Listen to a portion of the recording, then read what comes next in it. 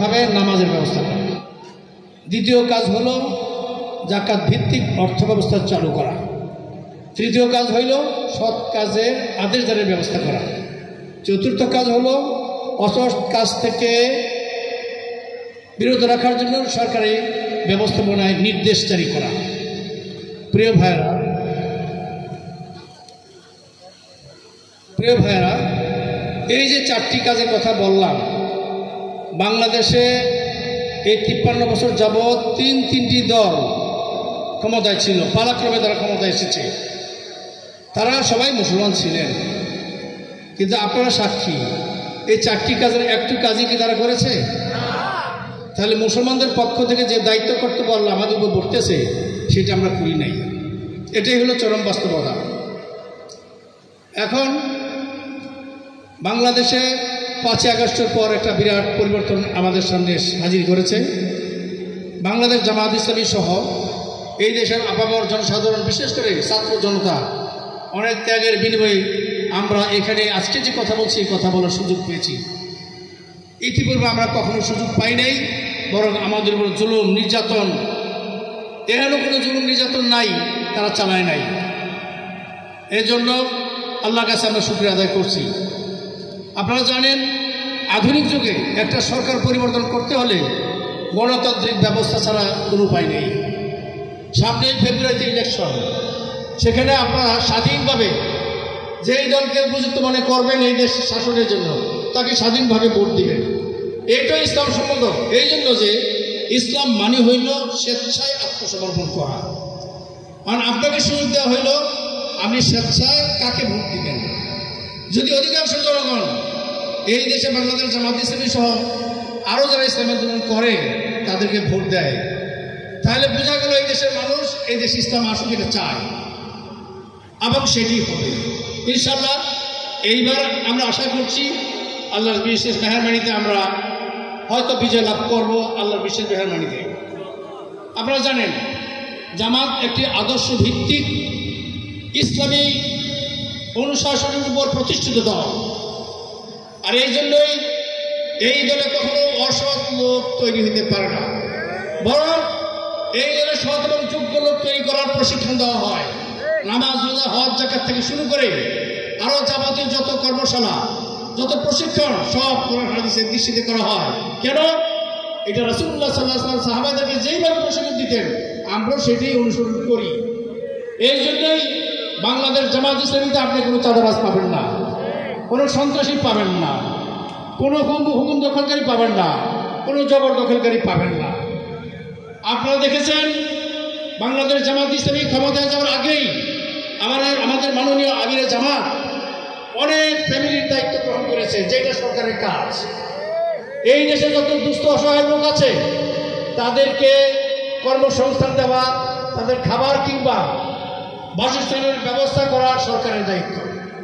কিন্তু আমাদের দেশে এটা তো হয়নি, বরং সাধারণ মানুষের অধিকার হরণ করা হয়েছে। প্রিয় ভাইয়েরা, আপনারা জানেন আমি একজন সিভিল ইঞ্জিনিয়ারিং ছাত্র। আপনারা যদি ভোটের মাধ্যমে আমাকে নির্বাচিত করেন, প্রথমেই আমি যে কাজটা করব সেটা হলো এই দেশের অবকাঠামো উন্নয়ন করা।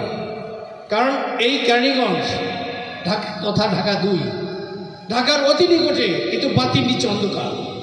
আপনি দেখুন, সাভারের দিকে অনেক দূর প্রশস্ত হয়েছে, পূর্বাচল গিয়েছে, ওদিকে নারায়ণগঞ্জ পর্যন্ত গিয়েছে, কিন্তু আমাদের এই অংশটা অবহেলিত রয়েছে নেতৃত্বের জন্য, অন্য কোনো কারণ নাই। এই জন্য আমি আপনাদেরকে একটা বিষয় জানাচ্ছি, যদি আপনাদের ভোটে নির্বাচিত হই তাহলে প্রথম বছরেই যে কাজগুলি আমি শুরু করব আল্লাহর ইচ্ছায়, যে কামরাঙ্গীচর টু খোলামারা একটা ব্রিজ হবে, তারপর হাজারীবাগ টু ভাঙ্গাবাড়ি একটা ব্রিজ হবে ইনশাআল্লাহ, আবার আমাদের যে বসিলা এখানে আরেকটা ব্রিজ হবে ইনশাআল্লাহ। অতঃপর বলিয়ারপুর থেকে যে রোডটা আসছে কিংবা হেমায়তপুর থেকে যে রোডটা আসছে এই রোডটা অনেক বড় সম্প্রসারণ করা হবে ইনশাআল্লাহ। এগুলি যখন সম্প্রসারণ হবে, আপনারা জানেন ঢাকা সিটি এবং কেরানীগঞ্জ ঢাকা 2 খুব একটা পার্থক্য থাকবে না। ইন্ডিয়ানের রোডগুলি যখন প্রশস্ত হবে তখন এই জায়গায় অনেক বড় বড় ইন্ডাস্ট্রি চলে আসবে, এই জায়গায় অনেক বেশি বিনিয়োগ পাওয়া যাবে। আমরা বিনিয়োগ আনার জন্য উপযুক্ত পরিবেশ দিব। এই জন্য এখানে অবকাঠামো হবে, এখানে কনস্ট্রাকশন কাজ চলবে, এই এলাকার লোকজন কাজ করার সুযোগ পাবে এবং এই এলাকার জমির দামও বেড়ে যাবে বহু করে। সুতরাং আমি একজন প্রকৌশলী হিসাবে আপনাদেরকে এই প্রতিশ্রুতিটা দিতে চাই যে আল্লাহকে আপনাদের ভোটে নির্বাচিত হয় তাহলে আমি প্রথমেই এই কাজটা করব। দ্বিতীয় যে কাজটা করব সেইটা হলো আমরা যেভাবে আমরা যে নির্যাতিত হয়ে আসছি এই নির্যাতন বন্ধ করার জন্য মনিটরিং সেল করা হবে ইনশাল্লাহ। মনিটরিং সেলের কাজ হবে প্রত্যেকটা ওয়ার্ডে হবে। একটা ওয়ার্ডে 4 থেকে 5 হাজার লোক থাকে। এই 4 থেকে 5 হাজার লোকের পরিচর্যা করা, দেখাশোনা করা খুব একটা কঠিন কাজ নয়, কারণ বাংলাদেশ জামায়াতে ইসলামী সহ সরকারের পক্ষ থেকে অনেক লোক নিয়োজিত থাকে। সুতরাং আমরা প্রত্যেকটা মুহূর্তে কোন এলাকায় কোন জায়গায় গরিব দুঃখী আছে, কোন অসহায় মা কান্নাকাটি করছে, কোন জায়গায় কোন বৃদ্ধা তার সন্তানদের ভাতের অভাবে সে অনেক কষ্ট করতেছে, রোগে অসুস্থ হয়ে যাচ্ছে, আমরা খুব সহজে তাদের কাছে পৌঁছতে পারবো ইনশাআল্লাহ। আমরা মনিটরিং সেলের মাধ্যমে এইসব দরিদ্র অসহায় লোকগুলিকে আমরা খুঁজে বের করব। বের করে যেরকম ডিক্লারেশন দিয়েছিল যে এই নদীর তীরে যদি একটা কুকুর না খেয়ে মারা যায় তাহলে এটার হিসাব আল্লাহর কাছে দিতে হবে। প্রিয় ভাইরা, আমিও সেই জবাবদিহিতার মধ্যে আছি। বাংলাদেশ জামাত ইসলামী সকলেই এই জবাবদিহিতার মধ্যে আছে। এই জন্য আপনারা আস্থা রাখতে পারেন বাংলাদেশ জামাত ইসলামীতে ভোট দিলে এই দেশের শান্তি বিরাজ করবে। মনিটরিং সেলের মাধ্যমে আরো যে কটা কাজ করব তার মধ্যে একটা হলো পুলিশের অযথা হয়রানি বন্ধ করা হবে এবং অন্য বিরোধী দল কর্তৃক যে নির্যাতন ভয় দেখানো হয় যে যদি আমার দলে কাজ করো কিংবা অন্য কোনো দলে যদি আনুগত্য করো তাহলে তোমাদের নামে মামলা হবে। এই জন্য ভয় আছে না ভাই আমাদের? এই ধরনের কোনো ভয়ের আতঙ্ক থাকবে না। আপনারা বলছেন যেটা আমি শুধু বলছি, আমাদের 2 জন মন্ত্রী ছিল, আপনারা জানেন তাদের বিরুদ্ধে কোনো রকম দুর্নীতির সন্ধান পায় নাই। রিসেন্টলি রাষ্ট্রতে যে আমাদের ইসলামী ছাত্র শিবিরের প্যানেল বিজয়ী হয়েছে, আপনি দেখেন সেখানে পরিবেশ গিয়ে 15 দিনেই 1 বছরের কাজ করে ফেলছে। তার মুখে যা বলছে তার চেয়ে বেশি কাজ করতেছে। এই নমুনা সেই দল বাংলাদেশ জামাত ইসলামী ইসলামী ছাত্র শিবির, সেই ছাত্র শিবিরের যে বড় অংশটা যারা যাতে ছাত্রত্ব শেষ করে এখানে সাধারণত জয়েন করে তারা একই আদর্শে বিশ্বাসী। কাজেই আপনারা যদি আস্থা রাখেন বাংলাদেশ জামাত ইসলামী যদি আপনি নির্বাচিত করেন তাহলে এই দেশে অমীয় শান্তি বিরাজ করবে। এই দেশের যে শান্তি যে শৃঙ্খলা দেখবেন ইনশাল্লাহ পরবর্তী 5 বছরের জন্য আমাদেরকে আর এত ওয়াজ নসিহত করার দরকার হবে না। প্রিয় ভাইয়েরা, এলাকাবাসী, আমি আপনাদেরকে অত্যন্ত ভালোবাসি। আমি প্রশাসক হইতে চাই না, আমি এলাকার সেবক হইতে চাই।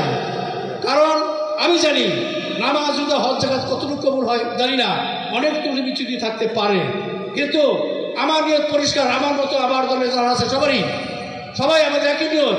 আমরা মানুষের খেদমত করে মানুষের দুঃখ দুর্দশা দূর করে যদি এই সমাজে শান্তি শৃঙ্খলা ইনসাফ প্রতিষ্ঠা করতে পারি তার কাল কিয়ামতের ময়দানে আমাদের জন্য জান্নাত সহজ হয়ে যাবে।